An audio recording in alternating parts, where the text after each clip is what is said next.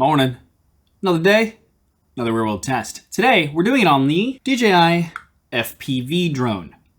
I'm a little scared of this thing, I'm not gonna lie, but we'll see how this goes. I've actually head upstate from New York City just to get out of the city so that we can fly this drone without terrifying people or getting in trouble, for that matter. Now I'll show you some footage. We're gonna talk about how you fly this thing and what it can do, and also check in a little bit on the battery to make sure that it lives up to the claims that DJI has given it. But first things first.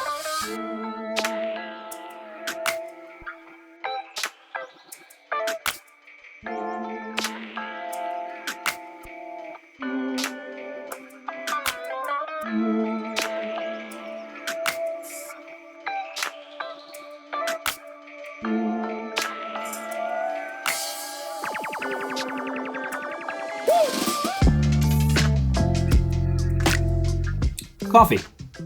Check. Now, if you're kind of curious where I am right now, because it looks interesting, I'm in what's called a tiny house. Now, they're part of a bit of a movement that started not too long ago with people trying to save money by buying these smaller houses. And they were trying to live simpler lives, usually associated with living off the grid, as this one is with its solar panels, etc. I've never stayed in one before, though, so this ought to be interesting.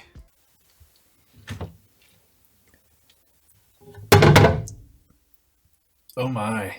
Regardless, this tiny house happens to be on a private farm, so we should be able to test out the drone without bothering anyone. Besides the chickens. Apparently there are chickens in that little hut there. Sorry, chickens. Okay, so first let's talk about what FPV drones are. FPV stands for first person view, and they're usually flown and controlled while wearing a headset. The bigger thing about them though is that they are more rigid, they are faster, they are modular for when you inevitably crash them so you can replace the parts easier, and they aren't really meant to ever sit still. You're meant to generally hold down the throttle and just go. Now, most of these types of drones are used for drone racing, which you may or may not have known was a thing, but it's a thing. And they're usually built by the pilots, from the motherboard to the motors to the battery system, the charging system. Everything is kind of DIY done. They even use maybe a GoPro or some other similar action camera as the camera on this rig. Now, because of the DIY nature of these drones, you don't really see them as often as you do, say, traditional drones. They're just a bit more complicated and to some degree require at least a little bit of engineering knowledge. Now, the idea behind this DJI version of these types of drones is that it doesn't need to be built, it doesn't need any engineering knowledge, and because they've used a lot of features from their Mavic lineup, it's supposedly a lot easier to learn how to fly. And that last part, we're about to find out, because while I've flown plenty of the Mavic lineup, and I really do like my DJI Mini 2, I've never flown an FPV drone before. What could possibly go wrong?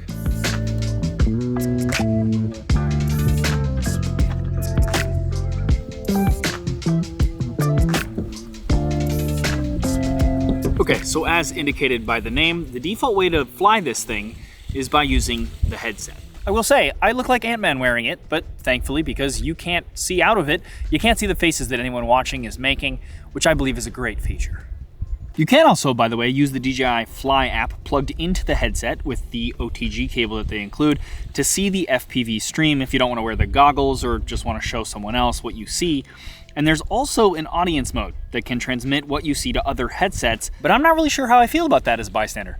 Like, controlling the drone in that matter is different than me just like wearing a headset and watching it flip around. It just sounds nauseating to me, but maybe that's just me. It also comes with this PlayStation-like controller and 3 very important modes that you can switch between using this toggle. I appreciate that everything on this, by the way, is very kinetic and easy to tell what position things are in without looking, because again, Ant-Man is the default mode.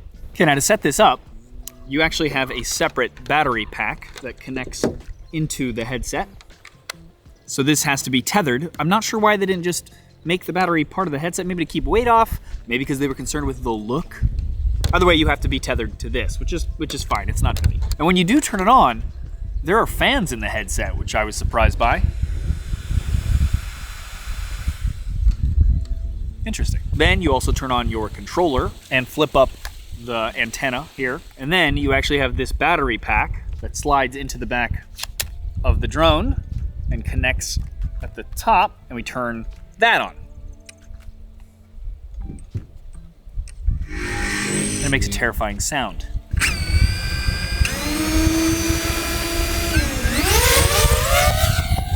So firstly, we have N mode, or normal mode, and this is how I'm flying it at the moment because it's the most like traditional DJI drones. It auto hovers, it won't tilt more than X amount in any direction, and the speed is limited significantly to 31 miles per hour. Now once you get the hang of that, you can switch to S mode or sport mode, which is a hybrid between the N and the M or manual mode, which we'll talk about later.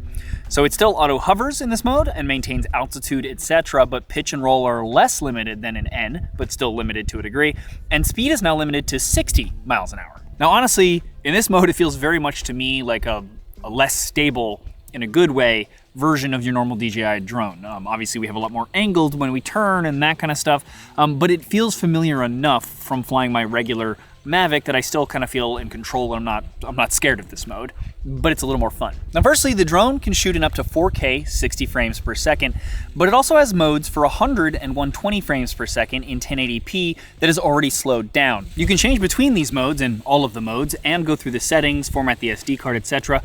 using the headset and this joystick that you can press down onto select with and the back button next to it, all of that at the top right. Now in addition to putting a micro SD card slot in the drone itself like usual to record footage, you can also put one in the headset to record that screen instead.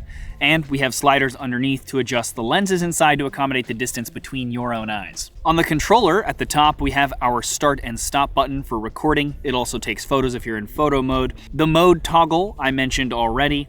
Another toggle to adjust the camera angle up, down, or forward quickly. We also have a dial like usual on other DJI drones to manually move the camera up and down as well. And we have a very important button, which is the pause button, which you can press if you ever need the drone to stop and just freeze and hover in place, which is great. You can also push this again to get it to come back to its home point, which is the place that it sets via GPS that it took off from, like other DJI drones do. And lastly, we have a cruise control button, which you can use in S mode while moving forward to lock the drone moving forward at that speed without needing to hold the joystick forward. So you can then control other aspects of it a bit easier. And if you press it again, it stops the cruise control, of course. Okay, and if you couldn't tell by the footage already, it is very windy. We have 18-mile-an-hour winds, apparently, which is a lot for a drone. It's doing just fine, but we've already run out of battery, so it lasted about 10 minutes. Now, I've also flown it in less windy scenarios, and I can tell you that it lasted me about 19 minutes doing that. And that, of course, is closer to the 20 minutes that they mention on the package.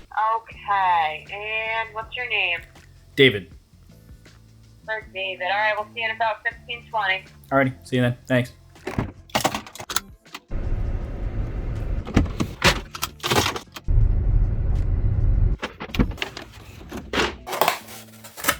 Oh, steak sandwich. Okay, figured I would get a quick bite because I'm starving, but let's take this time to talk about M mode. So in M mode, your drone is in a mode that it won't do anything without your input, basically. The speed is unlocked to the max speed of 87 miles per hour. You can put the drone at any angle, even flip it over, etc. But you also have to get it level and keep its height at all times. So they actually have you go into the drone settings to confirm that you want M mode to be enabled in the first place. And then they have you use a hex screwdriver that comes in the box to adjust the two screws at the bottom of the controller to stop the joystick from automatically recentering itself, since you'll need to hold it just right to get the drone to stay in the air vertically where you want it, as well as adjust the throttle stick response. Now in M mode, this is basically like flying any of those DIY FPV drones. Unlike the other two modes that I just showed you, it is something that is kind of a skill that needs to be learned. You need to practice it. It's like snowboarding or skiing. Looks super fun, great time once you get good at it, but you gotta practice to get there first. And with that said, and my daylight quickly disappearing, as well as the fact that I didn't know about the hex screw, and so I didn't think to check the box for one, and I don't have it.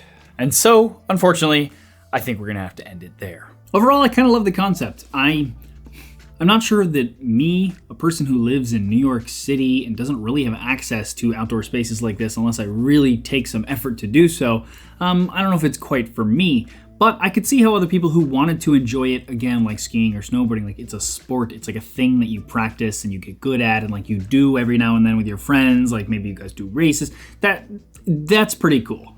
It does at least make that whole world of FPV a lot more accessible. I, again, was kind of scared to even use this in the first place because I know how hard it is to use FPV drones, but at least those first two modes they were fine. The N mode especially was just like very normal. The S mode was actually my favorite because it let me have a lot of the fun that I imagine is FPV flying, with all of the like kind of training wheels that DJI usually gives you when you're flying a drone. So kind of best of both worlds. Super fun, for sure. Regardless, I'll leave links below to the best price that I could find on the drone. Let me know in the comments below, though, what you guys think of the drone, of this video. Always appreciate hearing from you guys. And regardless, thanks for watching.